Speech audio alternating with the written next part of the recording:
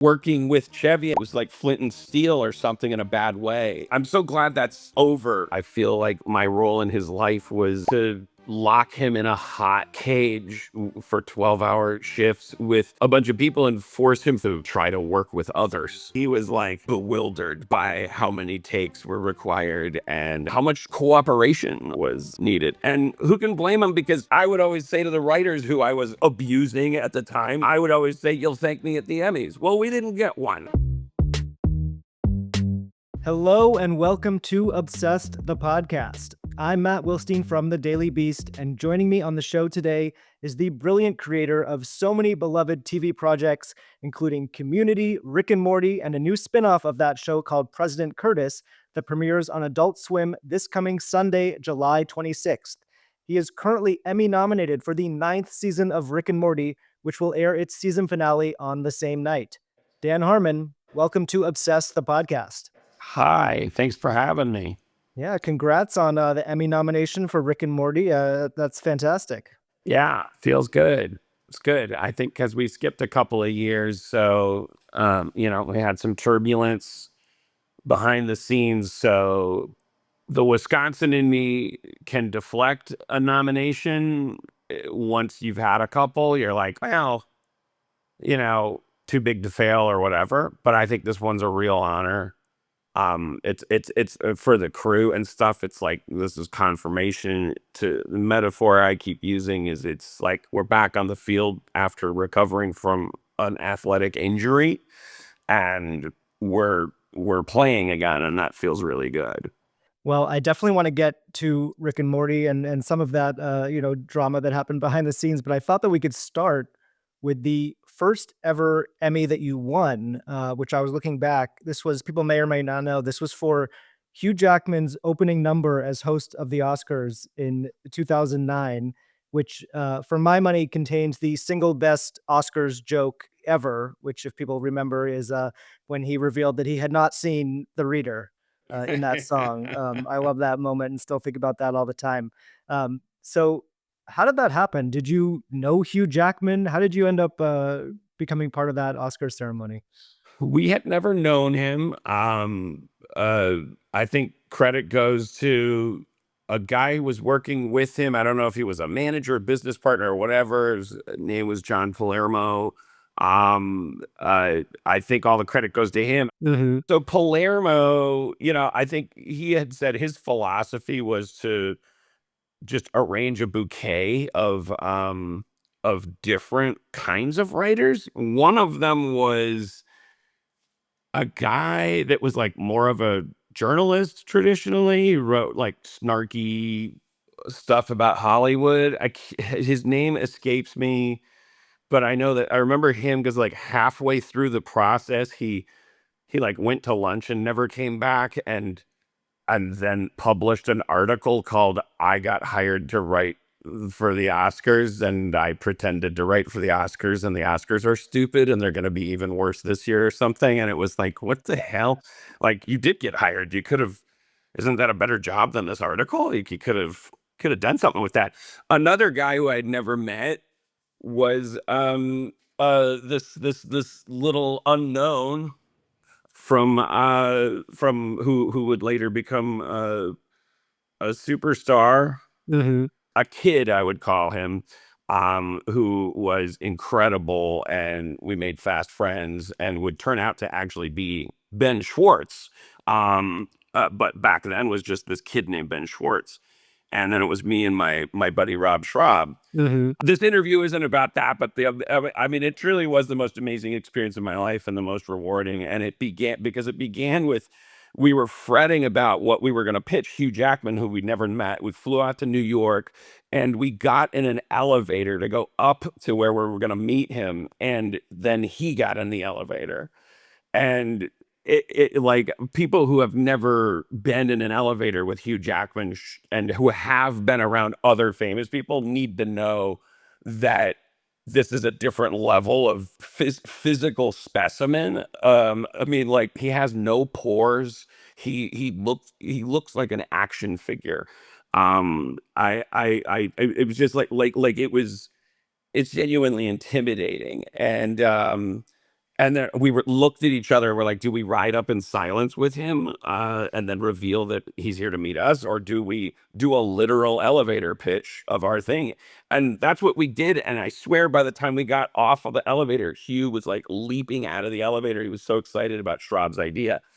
And it was really one of the coolest experiences I've ever had. And that Emmy is, all due respect to all the other shows and stuff, like that is I feel the most earned, the most honorable. Like I am truly like, I'm so glad I got that job and did the job I did on it, and then to win that award for it, it just feels incredible. That's great. I mean, 2009 must have been a pretty big year for you because you had that at the beginning of the year, and then Community premieres that same year. I would say not as beloved by the Television Academy, but you got a little bit of love.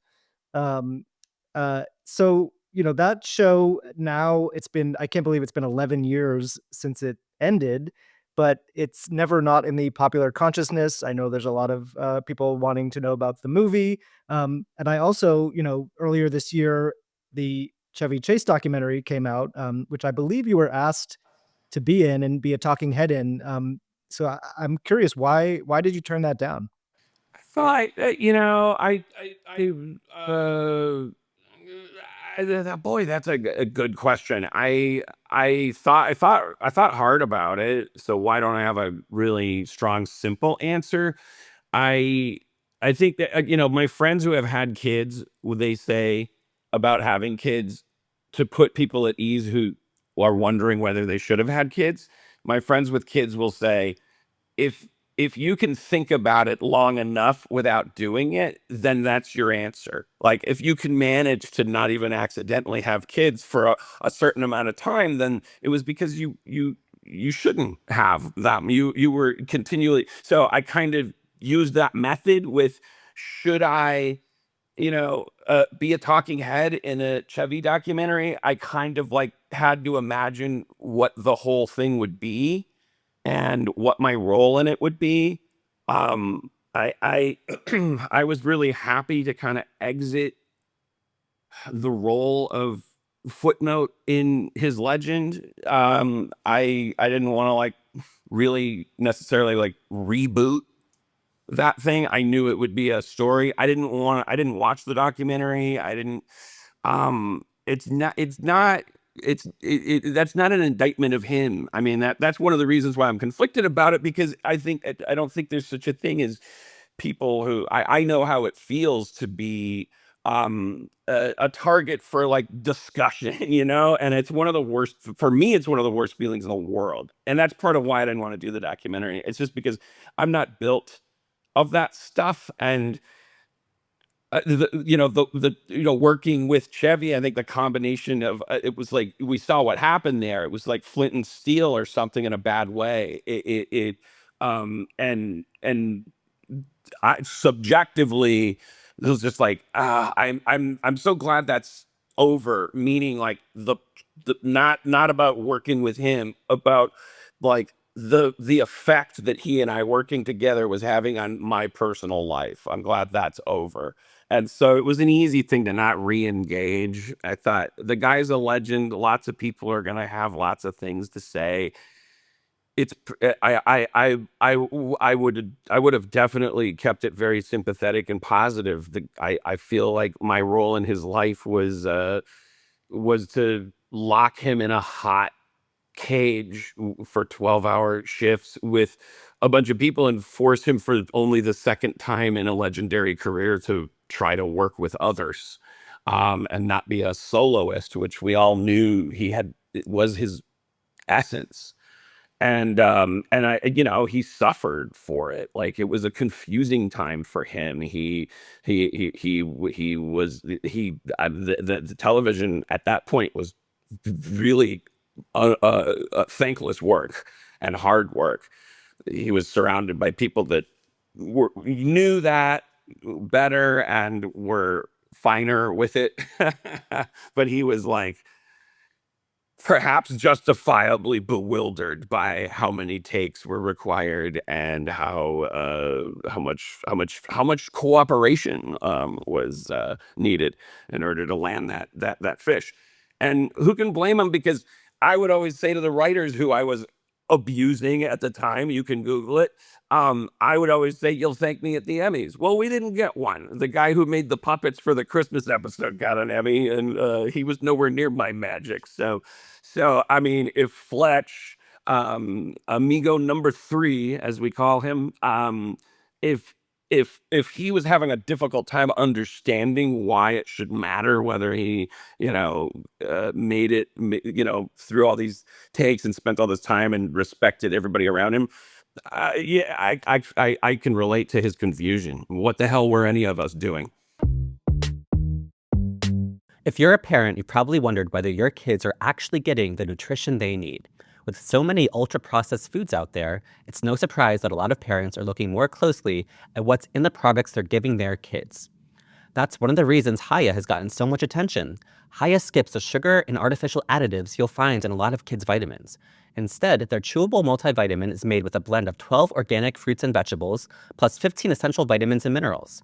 It's also non-GMO, vegan, dairy-free, allergy-free, gelatin-free, nut-free, and third-party tested for purity.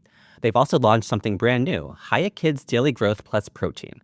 It's a clean protein powder with added minerals and healthy fats that mixes into water, smoothies, and more to help support muscle development and cognition for active, growing kids. We've worked out a special deal with Haya. Receive 50% off your first order on any of their products when you go to hayahealth.com/OTP.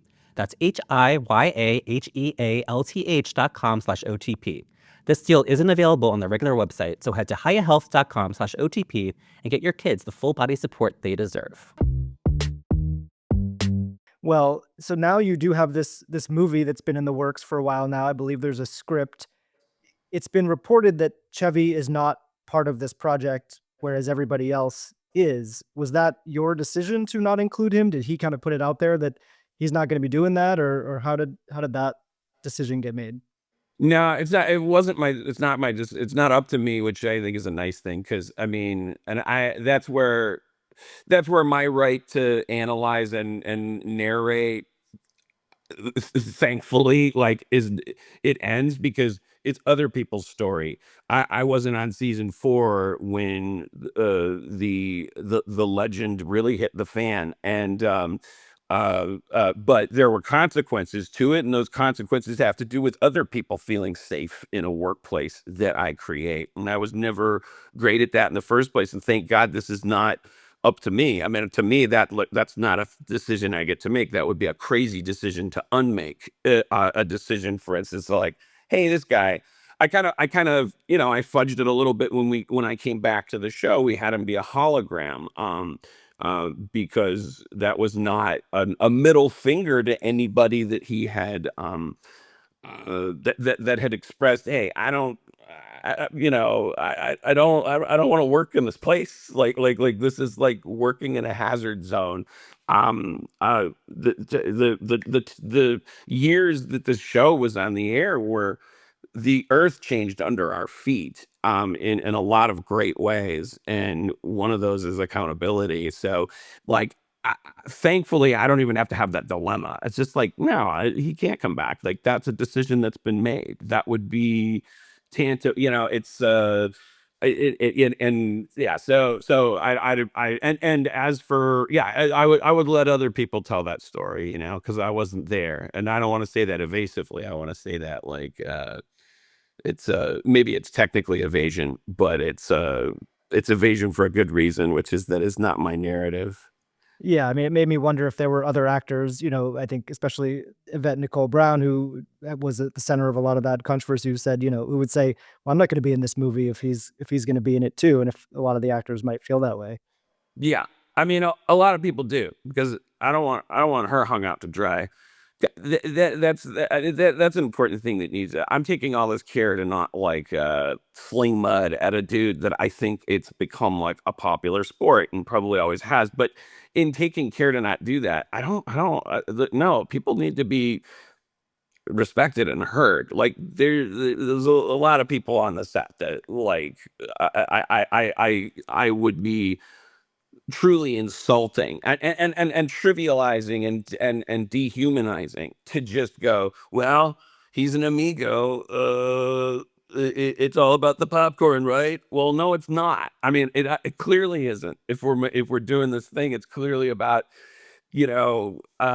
fans, and for the actors and the crew, it's surely going to be more a labor of love on the spectrum between it's going to be out because and so like it would be there's great, very good, responsible reasons. The public stuff, um it just puts a fine point on a thing. I hope that's classy enough for me to say like that. It's like there, just because one event like made headlines and culminated a thing, again, wasn't on my season, but I can certainly say objectively that that was not, it's not a case of like uh oh, this guy didn't mind his P's and Q's that one time, and all of a sudden cancel culture came coming in. It was like, yeah, this is an avalanche. The avalanche started with where the snow was on that mountain.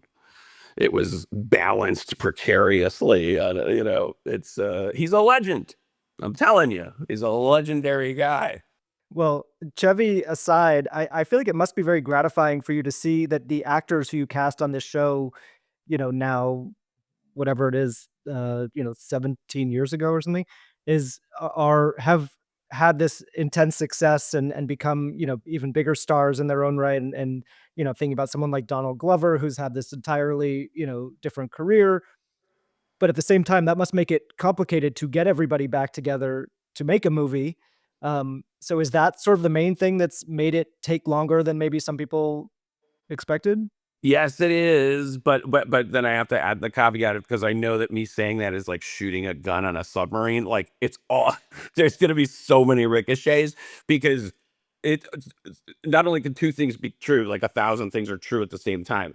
I can truthfully say, oh, it's hard to wrangle all the actors' schedules. The actors then go on podcasts and talk shows, and Harmon said this, and then they can all say seemingly at the same time, "I'm ready to go. Let's do it." And everyone can be telling the truth, and the audience will then get the impression that maybe we're all like in a conspiracy to make their lives some kind of purgatory, where they're waiting for this movie for the next century.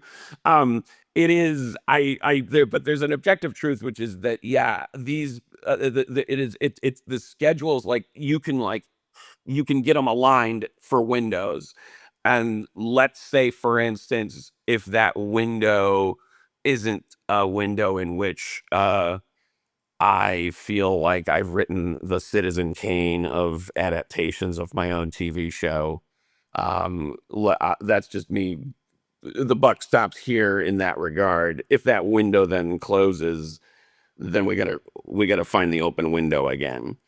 And then yeah. So yes, it begins with the fact that everybody is a genius working on this thing that we all need to like corral into a window of time that is not reasonable for people who have better things to do. You can't pay Allison Brie enough to like just hang out and wait for you to call her.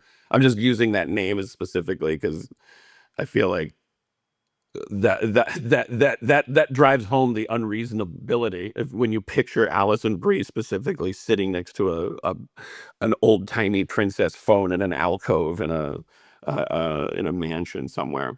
But it goes for all of them. Obviously, it's like what? Yeah. So we're always trying. Everybody wants to, and then it's like it's hard to like coordinate. But you're confident that it is gonna happen at some point. I am. I really am. I mean, I would.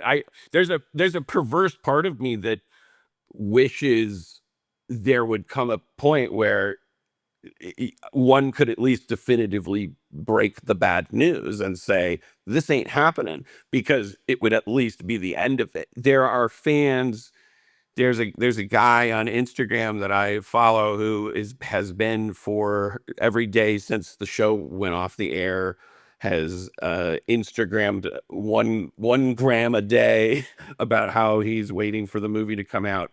And Legendario, I don't have his full username, but he's been doing it nonstop. That's just a representation of, we're talking about, like, uh these are the greatest fans that have ever existed, and they're I don't even want to call them a small group, because that feels like punitive. It's about but the community of hardcore fans,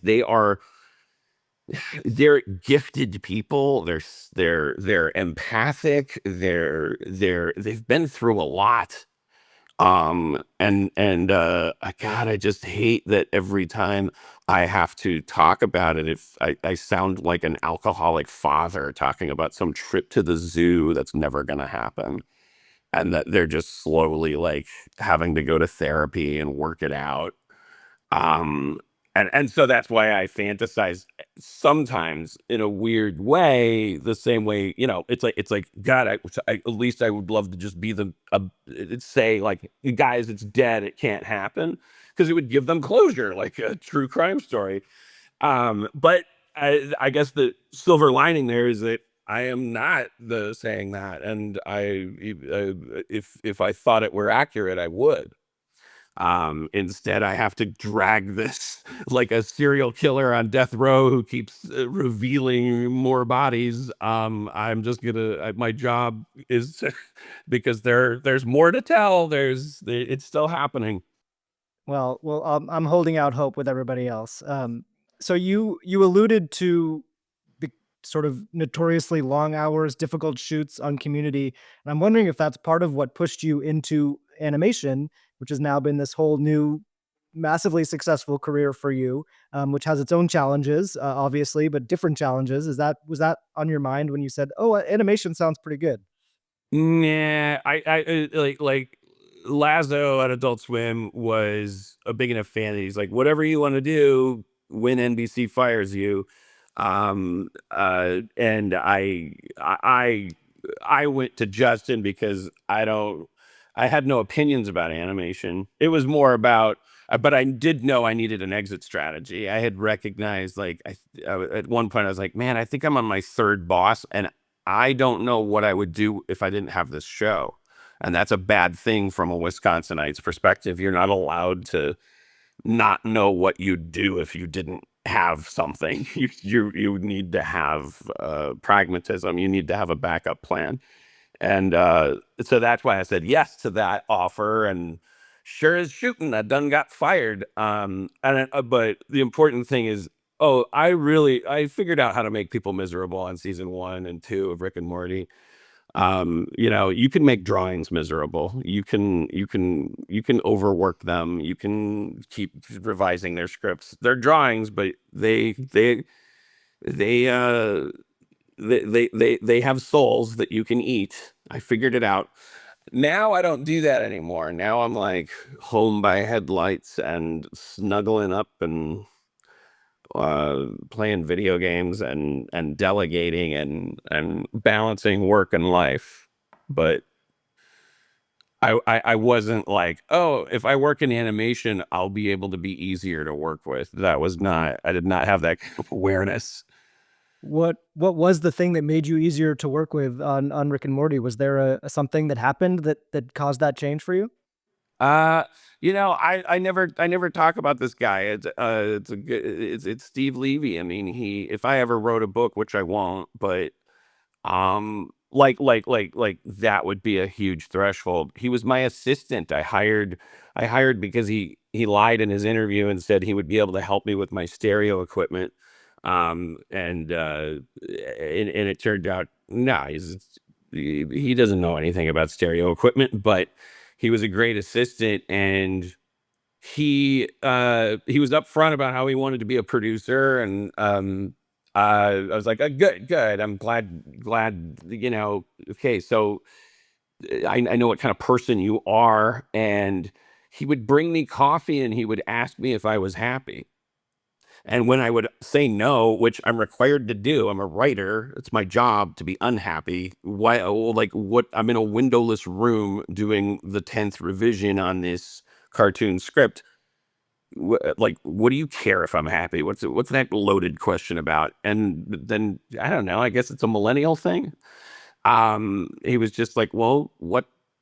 How would you be happy? Well, how would I be happy? I would if I were born rich. If I didn't have to write. I hate my job. I want to be next to a fireplace with a golden retriever. I want to. And he's like, all right, well, like what steps do we take to get you there one step at a time? And really, it was just like it was the first introduction of the concept of mental health into my workflow. So, and then he, quickly, well, not so quickly. I kept him as my assistant forever, but then at this point, he's my boss. And he's my kind of partner in everything I do. And that was his role. That was the big change. He came into my life and, a lot, and I was hearing these things in therapy about how I was a workaholic and how this town, well, this is the Las Vegas of workaholism. Like no shade on this beautiful industry, but it will accept your workaholism. It will never tell you what time to go home. It likes you saying, should I sleep at the office? The answer is always yes. And I was talking to my therapist about that, but we all at the writers always like the running thing with us would be like our therapist would tell us it's just a show and we would just fire our therapist. I mean, it's like, well, they're not going to work. Because that's not how it's like telling a firefighter it's just a building where you hang out with friends. Like now there's this thing that we're convinced is incredibly important that we do. But it having like a guy on the professional side saying the same thing I was hearing from this mental health professional, it was like, oh man, maybe I don't make things better by um like obsessing over them to the point where they're always behind schedule and over budget. Maybe that's not actually translating to on-screen quality. Yeah. I think that obviously the biggest shift in the show in Rick and Morty over these 9 seasons is when you lost your co-creator Justin Roiland. He left the show due to some really serious allegations. Did you think that that would be the end of the show? Could you imagine that it could keep going without him at that point? I assumed. I I think that was to my that was a bad thing in retrospect because my automatic assumption was we couldn't have a show without Justin. Um, and that assumption, you know, was problematic to begin with because the idea that anyone that you're working with, for, alongside, or over can't be fired is the beginning of a problem. Um, that's a new thing that I have had to learn in this new world. Like it's the thing that makes sense. It's like power dynamic. You got to keep your eye on it. But I did assume. I mean, it was like he's doing the voices and really creatively, he was the heart of the show. Like I pride myself on being an excellent sort of engineer of character, dialogue, story. I love television. I like to think I know how to make a show good. But I don't like that show is Justin's vision. It is the things that draw you to it. Start with him. And so that's the other reason. It was like, why would I ever do this? So the time of trouble started. The stories started dropping, and I was like, okay, well, ooh, I guess we're packing it in, and a bunch of people found me where I was. It was a bar. um I don't want to blow people's minds or rearrange their perceptions of me. I was in a bar, and like 20 people from Rick and Morty found me where I was, and I was like, it was like they were talking a different language. They were like, "Well, so we're gonna keep doing the show?" And I'm like, "What?" And I don't want to dox anybody. I'd like, as much as I'd like to give credit to the person who said this, because I do know their name, but I don't know if they want to own this quote. It's up to them, not me. But one of the writers said, "Don't." Like what? Why does this get to be his decision? Like, why is, I mean, what does this have to do with the show and the fans and the characters that I mean, deep, that he gets to, like, just now it all crumbles down like a temple around Samson, should that be up to him? Um, and, uh, and then other people, the leitmotif became be the adult in the room, which was an insane and ironic thing for it to fall to me. It was like, oh, you gotta, like, think about all these other people, think about the fans and the employees, and so I was like, okay, and I was very, I was like, if you guys think you can do some kind of like nationwide search, I mean, this is just black magic to me, blood magic. I mean, it feels evil in a way, regardless of, opinions about Justin's quality of character or whatever. It still feels like bad sorcery to, like, replace someone's with imitations and move on. I was thinking of that as a bad thing, and I had to rearrange my thought about that and go, no, this is about um professionalism and family and like accountability and like being the grown up in the room. Like, this is what grown-ups do. They try to figure things out. Right.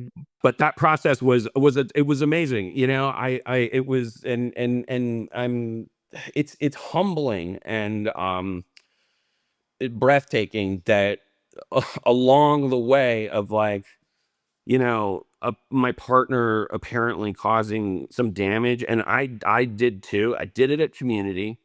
I abused power dynamic. I was obviously not vigilant or conscious enough at the next show. Um, so, and in so doing, you're creating unsafe, unhealthy workplaces, and then for that process of finding the new voices it was so functional that it was like, it's sublime, like words escape it, like, because I'm just like, how could this be possible, given our infrastructure, given the reason why we're doing it? How do we have the pride left, and the professionalism available to us to accomplish this? And maybe that's a question best left unanswered, because it's like asking, why why do I deserve this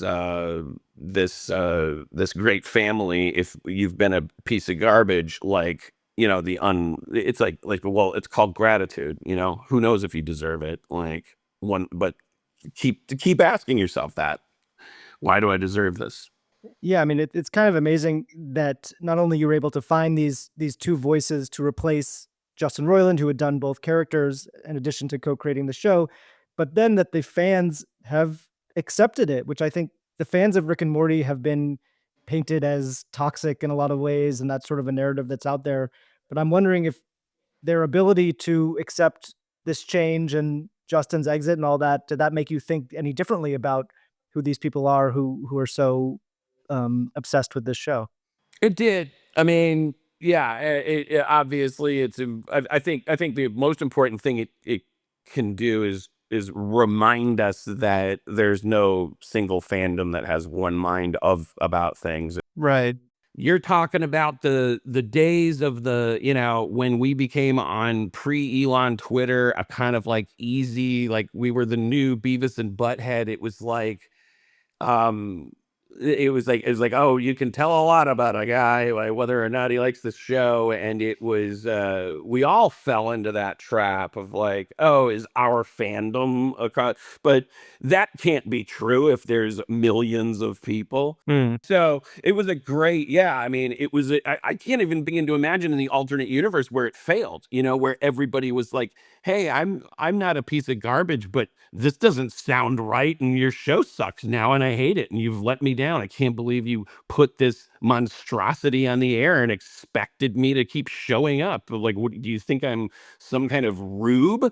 Do you even care about people watching? Why are you doing this? Why did you do it? Are you evil? Are you a bad person? I'm glad that that didn't unfold. That guy that was sitting in the bar before 20 people from the show came and talked me into doing it, that guy was motivated by the fear of that I just described. You can hear how colorfully I'm able to write that. So I'm living under that reality, that's where my mind goes. I'm living my life and in avoidance of shame. And then I'm supposed to be like providing normal humans with like an escape from their horrible lives and world. Well, now this show Rick and Morty is not only you sort of seemingly could go on forever, but now you have this spin-off as well, the new one, President Curtis. I am curious if there was part of that where you wanted to make an explicitly political show in this very odd political time that we're living in. I know the character kind of started as the idea of the character originally was kind of a combination of Obama and Trump coming together. Is that right? And how do you think about it now? I wouldn't call that wrong. Is that something I said at one point? At some point, I believe, yes. I mean, as soon as we started with the writers' room, it was like that we threw thinking like that out the window. It became more about uh what is our I felt like our job became like, what's our fantasy president? And that doesn't mean the I guess I should refine my language, because uh knowing that the president, that the job sometimes it historically has involved pushing a button that kills cities full of people that were civilians. There's been a lot of discussion about navigating political satire in the Trump era and how you can, heighten things that are so heightened already. And I believe you did have to kind of cut jokes out of the show because they skewed too close to things that were happening in reality. So how have you dealt with that of like, how are we making this absurd show about politics in a time when politics is already so absurd? We just ignore. We don't make the connection between the stuff we're reading in the news the morning of going into work and what we're doing at work. We have to keep living in a parallel universe when we're working, because we can't say that this guy lives in a place where Trump or even Obama, for that matter, have happened. There's difficulties with like just how cartoons work. Morty's been 14 for 10 years. This president's never going to see a second term, and yet getting reelected or not getting reelected will probably forever be a source of stakes for him. And then behind him, because the show's been running for 10 years, well, what happens if Curtis says, oh, that's from the Trump administration, referencing some painting on the wall? It's like, well, now Reddit has to turn into a pretzel. And what profit do they gain by us doing that? Then you get into well, that's good, because as it turns out, politics are not, yes, they're too cartoonish right now.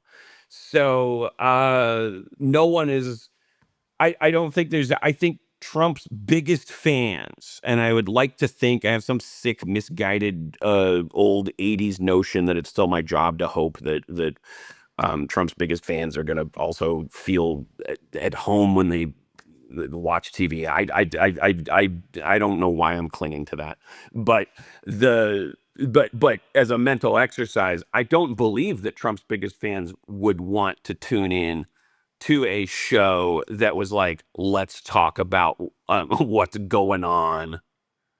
I don't think that's why they voted for him. I don't think they ever wanted to talk about what's going on. I think they like to escape.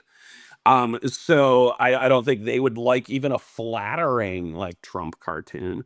Or yeah, and so and it goes without saying that the rest of the world associates the word president as of the last 10 years with the same way that they associate like the word taxes or divorce or just words that like were like, can we do that later? Can I think about the president some other time? Can we just watch Widow's Bay right now where there is no president?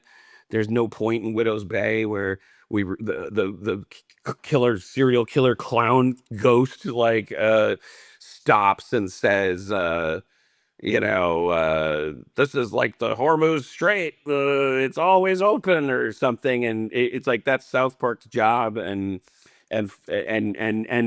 so but then you have this question of, is it a political show? Now that's where I have to get like, hey, listen, man, like it's political now to like eat breakfast. Like if you I follow National Geographic on Instagram, and they can't show a polar bear that isn't walking in snow and imply that the polar bear's snow is melted without 900,000 people commenting. I remember when this magazine was about the boobs. Like why'd you guys go woke on me? And you have to even figure out, oh, they thought National Geographic was pushing global warming on them. And then you have to do more math and go, oh yeah, global warming's still up for debate in a political arena. And so is this a political show? Well, geez, by today's definitions, I mean, is it going to piss people off? Yeah, there's three branches of government in it. It's outrageous. It's a socialist propaganda. There's a legislative branch, and there's checks, and then there's balances. There's werewolves, and the werewolves aren't the good guys all the time. There's like they should be murdered because they're and then there's other people that believe they should be cured, and like those people have discourse about it. And oh, it's a political show. Boy, it's got the woke mind virus all over it because it's there's gravity in it. So I'm not gonna shy away from that. I don't if you have a brain the size of a caper, this is a very political show. You should arrest it and send it to jail. If you have a dog-sized brain or larger, what it is, and this may make it a bad show, is it's pretty much just a show about the president that takes place in a parallel universe. Like it kind of tops off at West Wing in terms of its vision of like, how the world should work. When you look back, is there something that you said no to or turned down at the time that you now kind of wish you had said yes to? I mean, there's so many things that I just crapped the bed on. That doesn't count, but and it's like every time I tried to do a rewrite on a movie, like and I mean in a technical sense, every time they said, can't you just finish your quick dialogue path that we asked you to do on Doctor Strange, and instead of rewriting Doctor Strange, and not, we already shot it. And my inability to turn that job down, the job of rewrite that they didn't hire me for, I regret. I wish I were a better Marvel writer. I wish I were able to be a team player and like contribute on a schedule. I'm trying to think of like, yeah, something I turned down, but my big problem is I won't turn anything down. If it, I, there's a bit in that Seth Rogen show about Jenga. Jenga was gonna make a movie. Jenga the movie? Yeah. And I said, I didn't say yes, but I did say, the guy that owns the rights to the Jenga was like, would Harmon be interested in doing a Jenga movie? And I didn't say no. I said, ask him if it can be rated R. Like, and the answer was not in their opinion, but I was like, okay, I got to take. I mean, like, because as soon as you think an idea is dumb, like that's, first of all, the Wisconsin in me goes, if I say no to something, if Clifford the Big Red Dog's going to make a movie and I hear they want to meet with me, if I say no, my older brother is still in my head going like, ooh, Mr. Special, Mr. Hollywood, too good for Clifford the Big Red Dog, huh?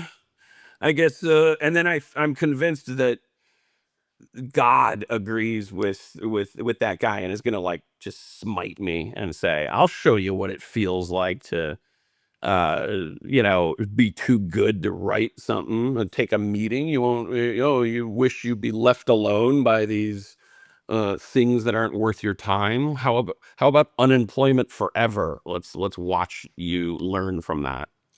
Is there a joke or line or something that you got into a Marvel movie or some other big movie that you kind of can't believe actually got into the movie?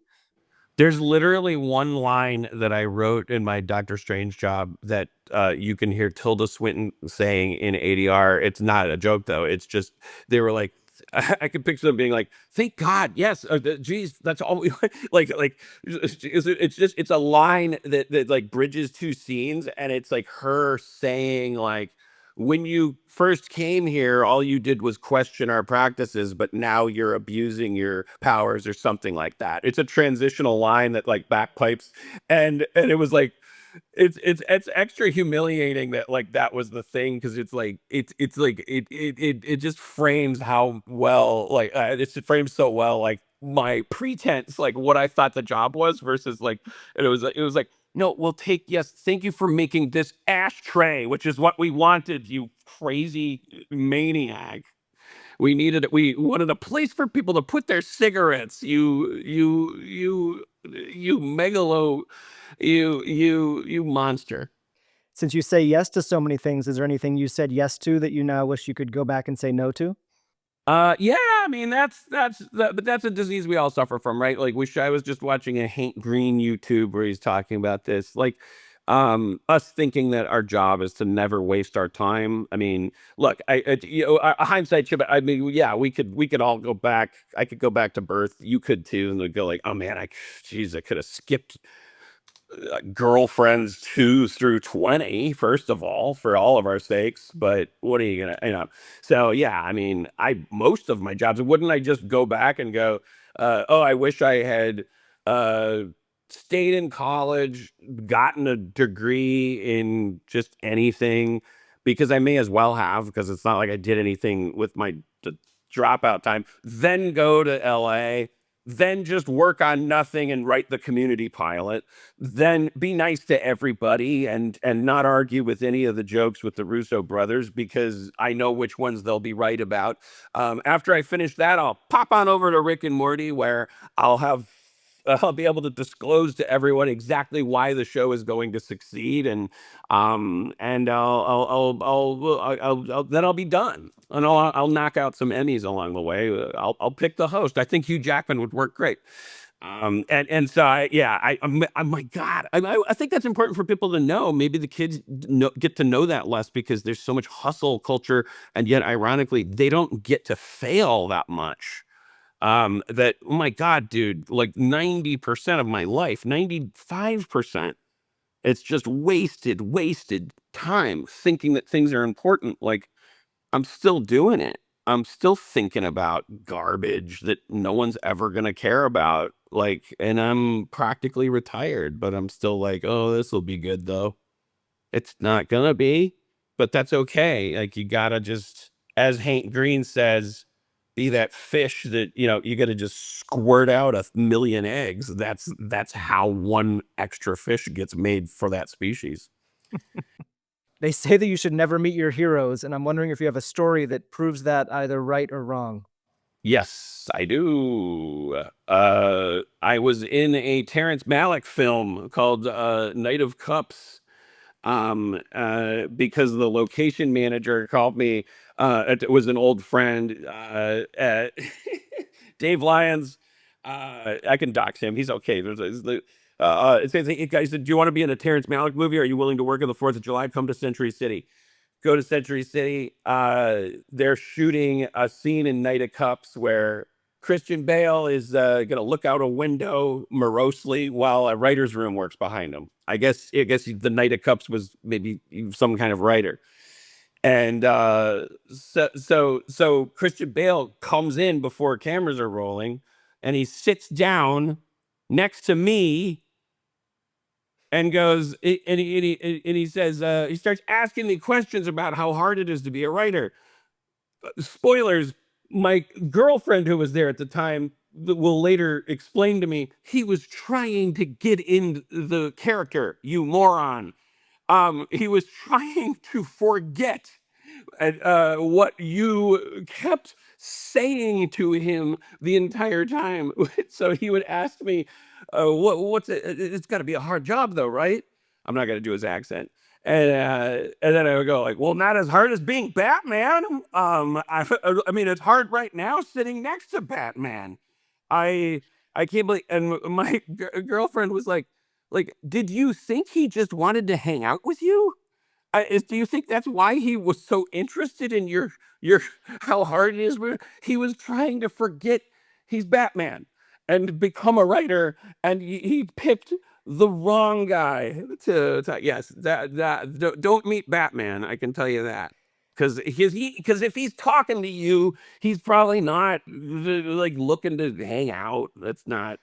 He's gonna be. He's making it part of his Gotham mission, and you're gonna be getting in the way of it. Who's gonna have a conversation with Batman that's gonna help him accomplish his job? Yeah, I feel like this could be a movie in itself. You and Batman, having existential conversations.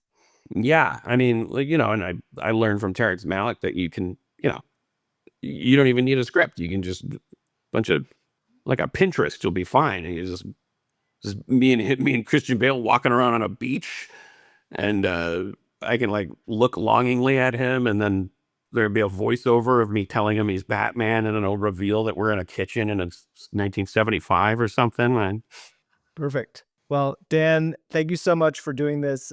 This was really a lot of fun getting to talk to you.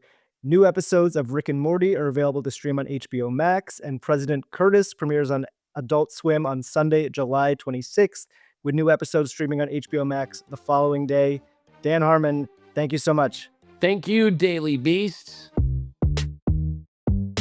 All right. Thank you again so much to Dan Harmon for going so deep with me on all of that. I was such a big Community fan back in the day and still am. So I am very much looking forward to that movie happening at some point. Maybe. We'll see. Anyway, if you're enjoying this podcast, please make sure you are subscribed to our YouTube channel at The Obsessed Channel. You can watch all of our episodes there, leave us comments, let us know what you think of the show. We really want to hear from you. You can also leave us ratings and reviews on Apple Podcasts and Spotify, and follow us there as well to get new episodes of this podcast in your feed twice a week. Thank you so much to our producer, Rachel Passer, and we'll be back with an all-new episode of Obsessed the Podcast very soon.